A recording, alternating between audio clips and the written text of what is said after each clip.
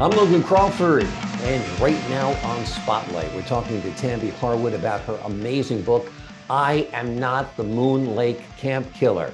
It delves into a gripping tale of a 17-year-old named Liam and his friends who unearth unexpected powers after a meteor discovery at a summer camp, only to be ensnared in a chilling murder mystery perpetrated by a shape-shifting alien and a complicated twist of time travel.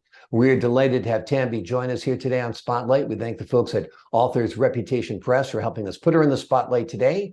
And we ask viewers like you to support writers like her by subscribing to our channel. Tambi, thank you so much for joining us here today. I got you right in the middle of your shot of vodka. So no, No, it's water. It's Starbucks. It's a matcha. okay, looks A lot. good. I'm jealous. I've got my vodka in a to-go coffee cup here, so we're even. Loved your book. Super imaginative, super engaging, dreamy with the setting of a summer camp. I can just picture a kid scared out of his mind and enthralled by all of this. Let's first talk about your concept of quantic powers. Tell us a little bit about this concept. I believe you coined, right? I guess I did, yeah, but it's, based on quantum mechanics. So, um, it's, I don't know how much quantum mechanics, which is the uh, quantum physics. Right. But these are different than superpowers, these quantic powers. Tell the folks at home what the quantic powers are. Well, the kids have different quantic powers. So, our main character, Liam, his power is self-healing, and self-healing allows him also, it heals time, so he doesn't grow old. He stays the same age, so he's immortal. That's Liam. His power is that he can heal from anything, and he's immortal. Mm. uh, which becomes interesting, if you know 300 years, it's not interesting if we're just talking about today, but if Right. we're talking about 300 years, then it becomes interesting. Could be problematic even, all your friends and family and loved ones have passed Yes, away and you're true, still true, there with your quantic true. power of self-healing and eternal youth. So be careful what you wish for, right? Right. Yeah, Yes. absolutely. I gave a little bit of an overview of the book. Why don't you fill in the gaps a little bit more to tell the folks at home what the book is about? So, um Liam, who's 17, and he discovers this power with his friends. Yes, they discover it at a summer camp. We don't spend too much time at the summer camp, except that what happens is there's a mass killing that happens at the summer camp. Like 12 campers get killed, and he ends up getting blamed for it. Mm. And so the book gets starts out, even though the killing has already happened, it starts out with him getting put in jail Mm. for the killing of his campers. Mm. um he gets put in jail, and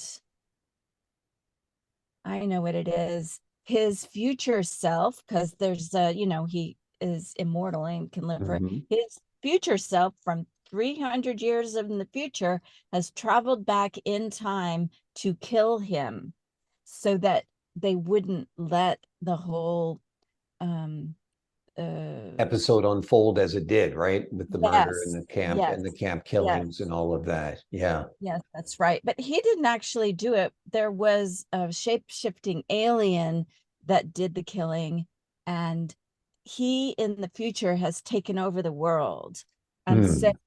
they figured out in the future that if they wanted to get rid of this guy who's taken over the world, to go back in time and kill him before he became immortal. That's why he ends up going back in time to kill Liam, so Gotcha. that he doesn't end up giving his powers of immortality to this shape-shifting alien. Shape-shifting alien. And describe the shape-shifting alien a little bit more for the folks at home who haven't read the book Um, about uh, his powers and how he well, uses his his special abilities.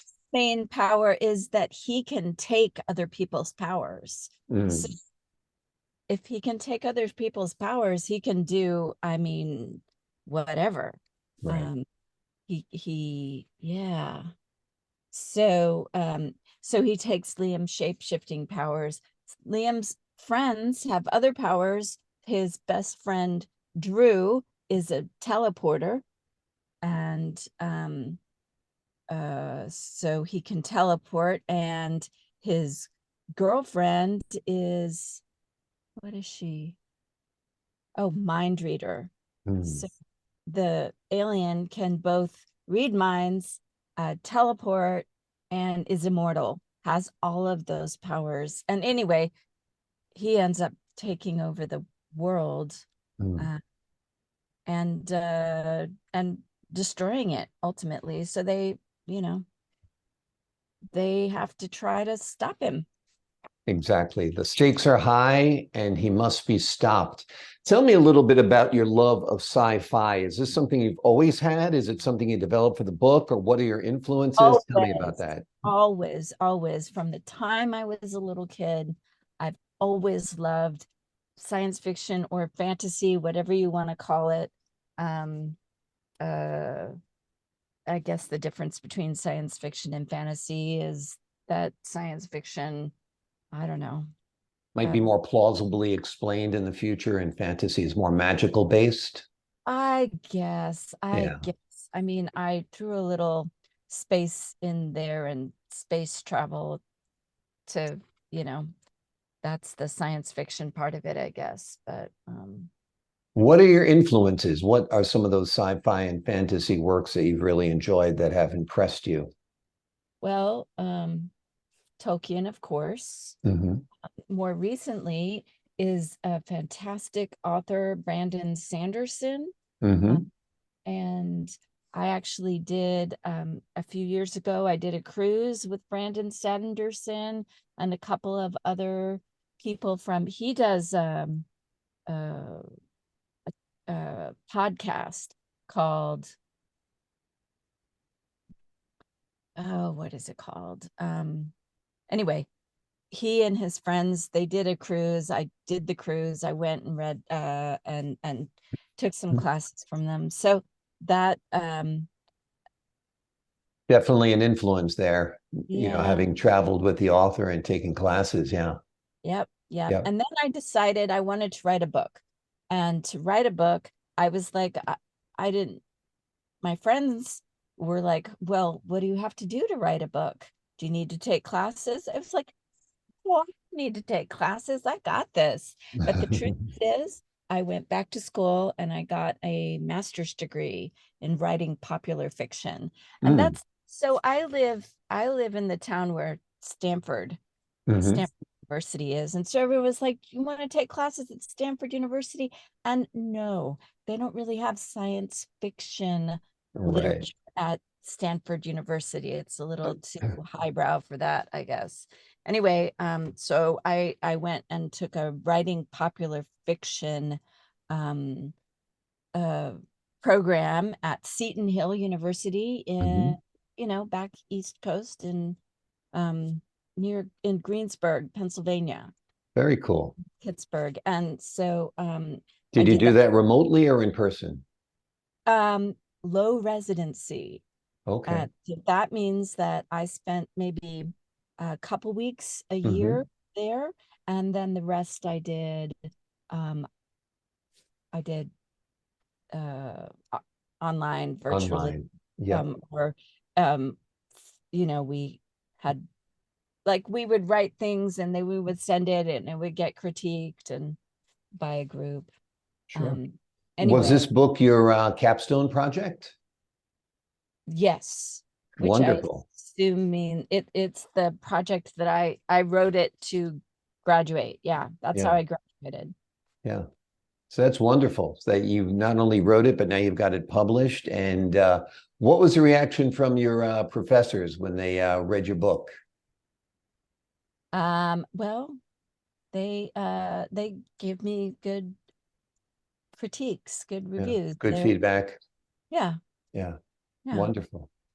Have you envisioned this all as a TV series or a movie or something like that? It seems like it's super visual and super imaginative for I that. don't think that I have, but the group that I'm working with, which is the Author Reputation Press, which Hmm. is how I got this interview with you, Hmm. they are trying to do a um, movie, Hollywood movie, Wow. whatever. Uh, Yeah. there, so it's not something that I have personally Right. envisioned, but yes, my publicists are envisioning it for me, That's and it's great. It'd be exciting, I'm sure, for you to see this brought to life on the screen with actors portraying the roles and, a creative director visualizing these scenes that you've written. I think it'd be quite a thrill, that's for sure. that is for sure. Yeah. Yes. Is there a moral lesson or, a message you'd like readers to take away from your book? It's mainly about friendship and about um uh I don't know it's about friendship, about doing right by your friends and doing good um with your friends, for your friends. Yeah, because Mm.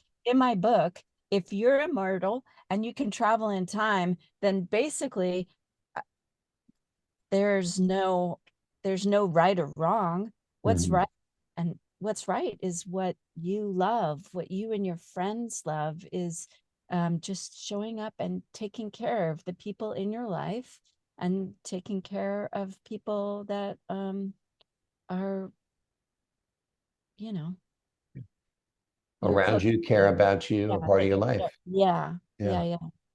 absolutely.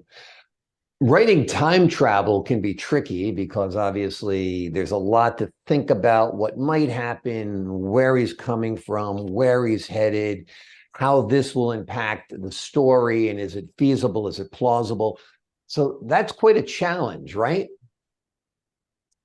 Yeah, Yeah. but I guess Tell what me how you dealt with that challenge and tackled it. Did you think back to the future a little bit and what they did, or um I think it's a um uh how did I tackle it? Well, I mean, basically, if I go back to writing about relationships, writing about friendships, and so I need to stay focused on that and not get too out there. Hmm. Um, yeah, Yeah. The mass killing at the camp is kind of like a modern day twist, a phenomenon that only has been around, a I few know, decades. Yeah. I know. I'm from Colorado, so it started with Columbine. Yeah.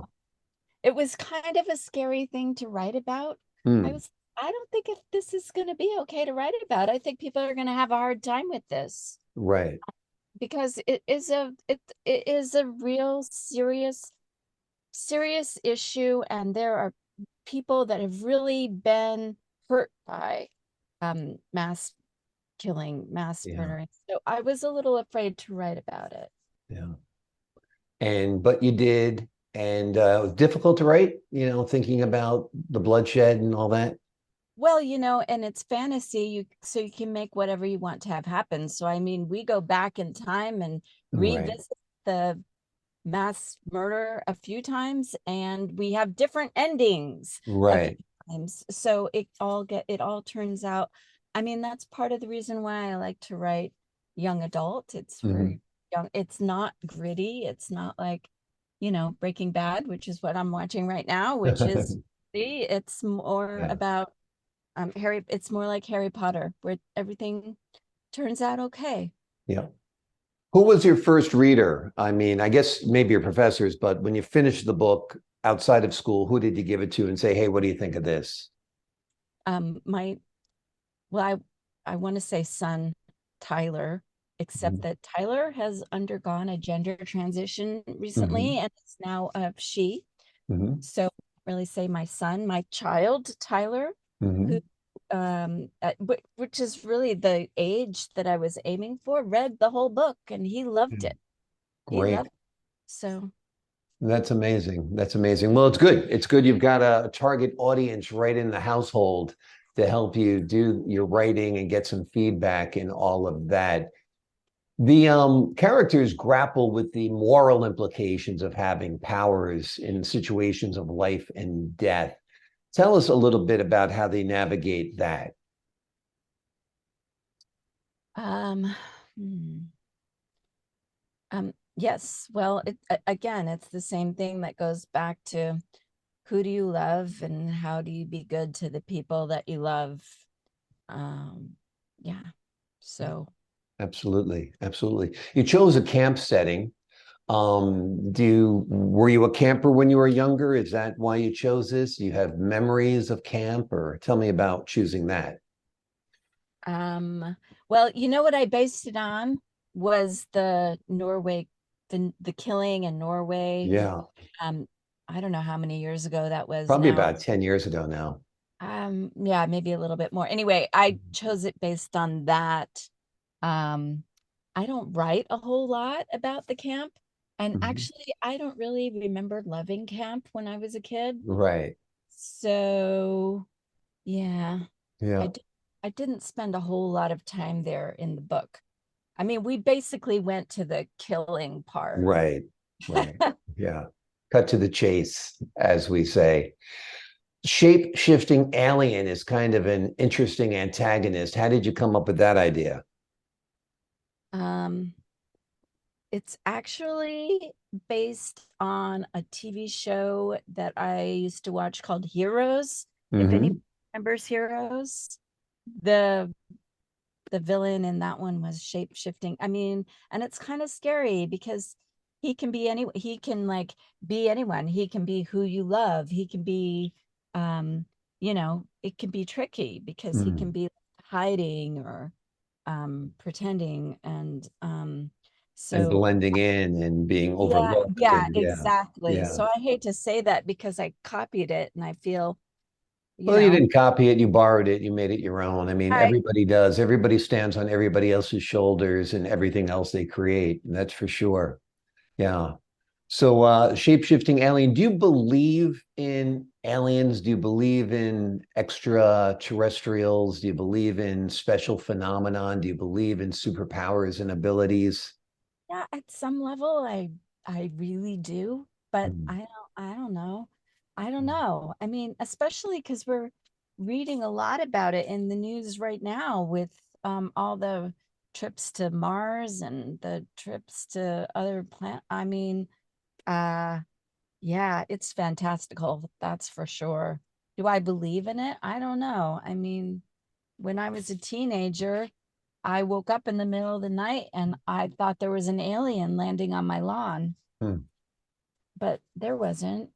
As I far mean, as you know, unless your memory was erased or something, you never know. who knows? Uh, You never know. Are you working on any new books right now? I am not. No, Okay. I'm not working on anything right now, Okay. which is nice. It's nice to be taking a break. How long did it take you to write this book? Well, probably from the time I got to writing it, 2 years. That's Hmm. how long I was in the program. But Yeah. if you count from the time that I thought that I wanted to write a book till the time that I actually wrote it, more like 10. Right. So it There was percolating in your brain a was little bit stuff before you going actually on. started putting it down on paper. Yes, yeah. Yeah. Yeah. Basically sounds like, what am I thinking about writing a novel? I can't write. Why am I even thinking about it? Right. Right. Is there a favorite scene or part of the book that you really love that you wrote and you're like, wow, this is good. I really like how that came out. Hmm. I don't know if I have something that I really like. Well, I mean, I have some kind of love scenes, like teenage love scenes, Mhm. like the first kiss scenes, those kind of things. I kind of like Yeah. those. They're a little Um, touching, a little romantic amidst all of the sci-fi that's happening around them. So it kind of grounds it in reality, I guess, because that's what teenagers do. They fall in love, they kiss, and stuff like that, despite what's happening around them in their world, right? that's what I did when I was a teenager. So Yeah. yeah. As a parent, did you observe Tyler while you were writing and wondering what Tyler would do, that kind of stuff in that situation? Um, I did not observe. Yeah. No, but it is fun to watch them grow up, and they're going to he's Tyler, she, remember, Hmm. gender gender transition. She Hmm. is going to school in New York City starting next year. So that's really exciting to watch. Yeah. And she's doing writing. She's decided to write. I think it means a lot to her that her mother wrote a book. Yeah. Now she's obviously, in part at least, following in her mother's footsteps, which is very nice. Yeah. Yeah, that's great. That's great. It's nice to have that kind of influence. Yeah. Yeah. Going to the master's program and, creating this book as a capstone, was that helpful in giving you the structure you needed in order to get this from an idea in your head down to a Yes. PDF? Yes, Yeah. absolutely. And part of it is that I do well in school. I do well when you give me assignments and I do them and then I get them done in time. I have a structure, I have a timeline when things are due. That's what makes me perform well. S- Mm, So yeah, yeah. that was absolutely um And critical. did you outline the book first? Tell us a little bit about the Yes, writing yeah. process. Yes, outline the book first. That's part of what we learned in the writing popular fiction is we do an outline and then we actually now that I think about it, I wrote a whole book before I even wrote this book. Like I wrote this book in another version and actually my son was recalling it the first time I wrote the book and then it changed a lot by the time I got to this version. Gotcha. Um, So you had just written one on your own, free form, yeah, without what the structure of a program. it's called the National Novel Writing Month, NaNoWriMo. It's Hmm. November National Novel Writing Month. So you Hmm. basically spend the whole month of November writing. Hmm. So I did that. That's when I wrote the first version of it.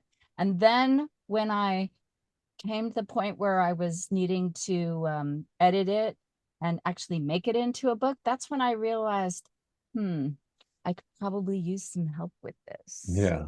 So, yeah. That's great. That's great. Well, you went to the right place. Like I said, they were able to bring your vision to fruition and take it from a draft to an actual published book. Tell us a little bit about your life. What kind of work do you do when you're not writing, and what life is like there in sunny California? Well, my husband and I own a construction company. We Hmm. build houses for people. So Wonderful. that's what my life is like, That building. that sounds great. That sounds great. I don't How, do the actual building, but I do the right. business part of it. Yep, absolutely. Absolutely. Sounds great. Well, the name of the book is one that you won't want to put down. It is I Am Not the Moon Lake Camp Killer. It is written by Tambi Harwood. It is an exciting tale of a 17-year-old named Liam and his friends who unearth unexpected powers after a meteor discovery at their summer camp. It's a wonderful tale. Parts will surprise you, parts might even shock you. Lots of it will capture your imagination, and some of it will touch your heart. It is highly recommended. Tambi, anything you'd like the audience to know today before we leave you? No, thank you, Logan. Okay. Well, thanks so much for joining us here today on Spotlight. Thank you. Oh, my pleasure. And to the folks at home, I'm Logan Crawford, thanking you for your time this time. Until next time on Spotlight.